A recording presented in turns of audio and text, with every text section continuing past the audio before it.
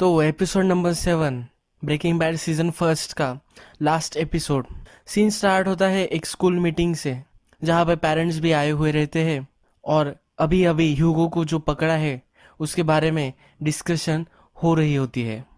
DA और उनकी principal उनको दिलासा देती है कि सब ठीक है, उनको वरी करने की कोई ज़रूरत नहीं है। फ्रैंक उसी मीटिंग में बोर होने लगता है और स्काइलर को फिंगर करने लगता है। मीटिंग खत्म होने के बाद स्काइलर और वॉल्टर कार में ही सेक्स करते हैं। अब जेसी उसके आन के घर में नहीं रह सकता क्योंकि वहाँ सब ब्लड वगैरह सब हो चुका है, तो इसलिए अब जेसी उसको सेल करना चाहता है।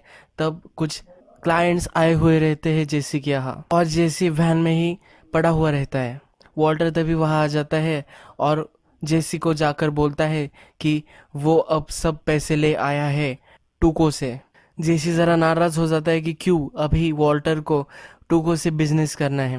वॉल्टर उसे एक्स्ट्रा 15K भी दे देता है।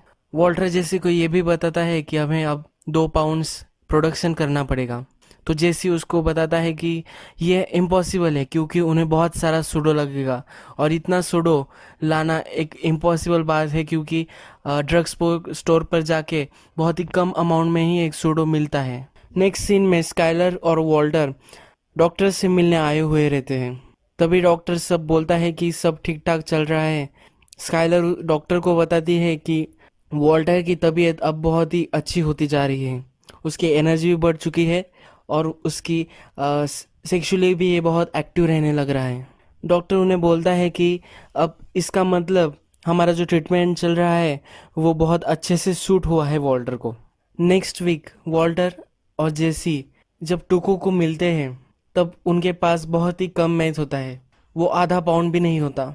वॉल्टर ने एक डिस्टिंक्ट कार स्क्रैप की एक जगह चुनी होती है, उस जगह कोई आता जाता नहीं, तो जेसी पहले ही उसको बताता है कि मॉल में हमें करना चाहिए था या किसी पब्लिक स्पेस में करना चाहिए था, वो ज़्यादा सेफ होता है।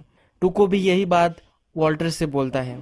टुको जब देखता है कि वॉल्टर ने बहुत ही कम मैथ लाया है तो वो गुस्सा हो जाता है कि वो बोलता है कि वॉल्टर तुम्हें तो मैंने एक प्रोफेशनल माना था, पर ये क्या है। तो गुस्सा होकर सिर्फ आधे पाउंड के ही वो उसे पैसे दे देता है, पर वॉल्टर बोलता है कि मुझे वो पूरे पैसे चाहिए, ये एक बिजनेस का इन्वेस्टमेंट समझ लो और मुझे पूरे पैसे दे दो। तो टुको बोलता है कि तुम्हें ये एक लोन की तरह मैं दे सकता हूँ 25% के इंटरेस्ट से, और वॉल्टर मान जाता है। इसके बदले में वॉल्टर उसे 2 पाउंड नेक्स्ट वीक में मैथ देने वाला होता है।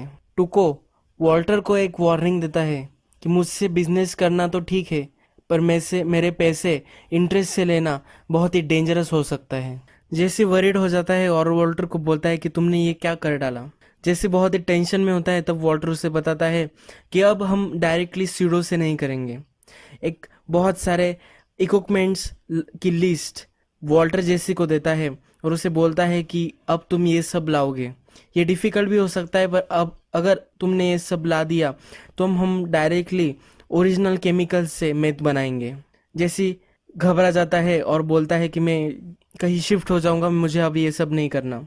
पर वॉल्टर उसे कॉन्फिडेंस देता है कि तुम ये कर सकते हो, पूरे लाइफ के लिए तुम्हें बहुत बेनिफिट होगा इस सब चीज़ों से। नेक्स्ट सीन में स्काइलर का बेबी शॉवर चल रहा होता है। बेबी शॉवर की जो शूटिंग वॉल्टर जूनियर कर रहा होता है, तो वॉल्टर वहाँ एक बहुत अच्छी स्पीच देता है अपनी बेटी के लिए। वो अपनी बेटी को देख नहीं पाएगा, तो इसलिए वो बहुत ही अच्छे मैसेज अपने बेटी को देता है।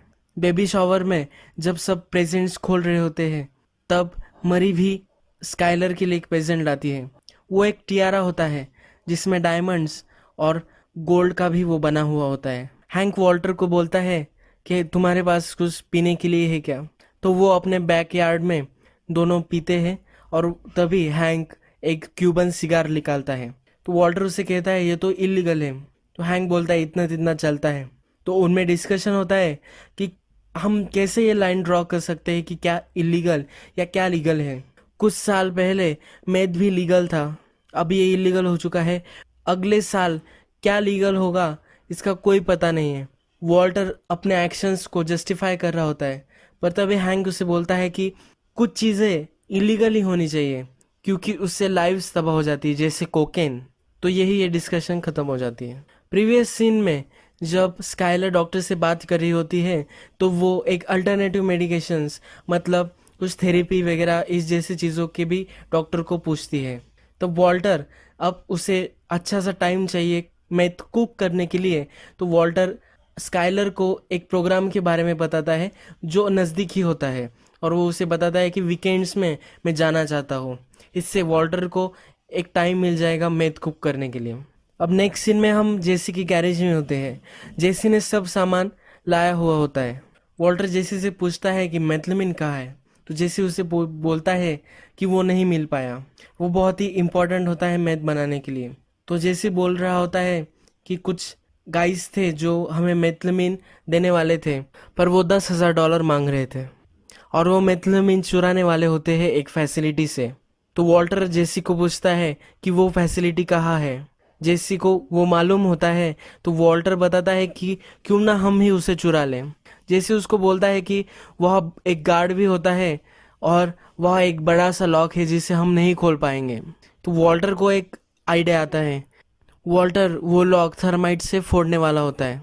स्काइलर ने जो टियारा उसे मिला होता है बेबी शॉवर पे, मेरी ने उसे दिया होता है, तो वो टियारा उसे रिटर्न करना होता है क्योंकि वो बहुत एक्सपेंसिव होता है, और अगर वो पैसे मिल जाए तो बेबी के लिए कुछ सामान भी वो ले सकती है। तो इसलिए वो रिटर्न करने जाती है। पर जब वो शॉप में जाती है और ओनर को बोलती है, तब ओनर उसे सिक्योरिटी बुलाकर एक रूम में बंद कर देता है। ओनर पुलिस को भी बुलाता है। तब वो ओनर उसे कहता है कि एक वीक पहले ये चोरी हो चुका था, हमने मेरी को पहले भी शूज़ की चोरी करते हुए देखा था, तो ये भी मेरी ने चोरी कर लिया है। अब स्काइलर दिमाग लगाती है और उनको बोलती है एक प्रेग्नेंट वुमन को ज़बरदस्ती यहाँ बंद करके रखा है, अगर ये लोगों को पता चल गया तो हंगामा हो सकता है, और मेरा न्यूज़ चैनल में भी मेरे कनेक्शन से, तो मैं यहाँ बहुत ही बड़ा एक फसाद क्रिएट कर सकती हूँ। तो वो स्टोर मैनेजर या ओनर डर जाता है और स्काइलर को जाने देता है। स्काइलर मैरी को एक बहुत ही गुस्से में मैसेज भी छोड़ देती है। रात में वॉल्टर और जेसी उस फैसिलिटीज में पहुंच जाते हैं। वहाँ वो तार कट करके अंदर घुस जाते हैं और गार्ड का आने का वेट करते हैं। एक बहुत बड़ा सर्कल होता है, तो गार्ड जब सर्कल करेगा तभी वो मेथलमीन चुराने वाले होते हैं। पर गार्ड बीच में ही रुक जाता है और वो टॉयलेट में जा रहा होता है। जब वो टॉयलेट में होता है तभी वॉल्टर को एक आइडिया आता है, और वॉल्टर और जेसी उसे टॉयलेट में ही बंद कर देते हैं। उसके टॉयलेट को डोरी से बांध देते हैं। वो थर्माइट से दरवाज़ा खोल लेते हैं, पर जब वो अंदर जाते हैं तब मेथलमीन का छोटा सा गैलन में एक क्वांटिटी उन्हें नहीं मिलती, तो बहुत बड़ा एक टब ही होता है जो वो उठा लेते हैं। उस टब को लेके ही वो स्लोली भाग जाते हैं।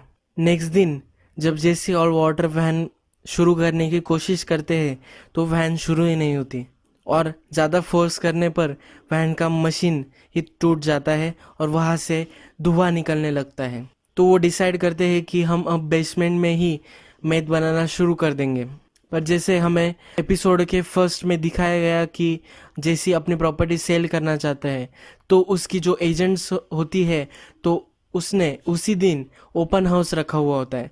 बहुत सारे लोग हाउस देखने के लिए आए हुए होते हैं। जेसी उसे बहुत सारे मैसेजेस भी लेफ्ट करता है, पर उस एजेंट का फ़ोन कार में ही बंद रहता है।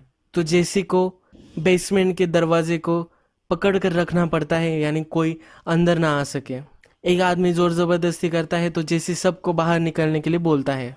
मरी स्काइलर के फ़ोन भी नहीं उठा रही होती है और उसको बहुत ही इग्नोर कर रही होती है, तो डायरेक्टली स्काइलर उसके वर्क प्लेस पर आ जाती है और उससे कन्फ्रंट करती है। मरी पूरी तरह से ये सब डिनाई कर देती है, इसलिए स्काइलर को बहुत गुस्सा आ जाता है और वो घर आ जाती है। जब वॉल्टर घर आता है तो स्काइलर उसे एक जूस देती है और वो डिस्कशन के लिए बैठते हैं। तो स्काइलर उससे पूछती है कि कैसा रही तुम्हें थेरेपी, तो वॉल्टर बोलता है अच्छी थी। स्काइलर मरी के बारे में बोलती है कि उसने जो टियारा उसे दिया था तो वो चोरी का था। वॉल्टर उसे बोलता है कि फैमिली के लिए लोग कुछ भी गलत कर सकते हैं। वॉल्टर स्काइलर से पूछता है अगर मैंने ऐसा कुछ किया तो तुम क्या करोगी। स्काइलर उसे बताती है कि तुम इमेजिन भी नहीं करोगे मैं तुम्हारे साथ क्या करूँगी। नेक्स्ट सीन में वही जगह वॉल्टर जेसी टुको को मिलने जाते हैं। टुको को वो सब मिथ दे देते हैं।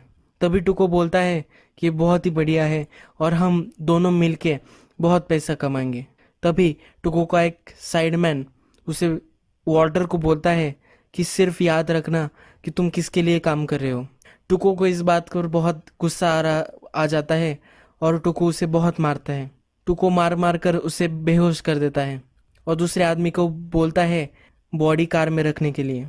वॉल्टर और जेसी बहुत घबरा जाते हैं और यही ये सीज़न ख़त्म हो जाता है।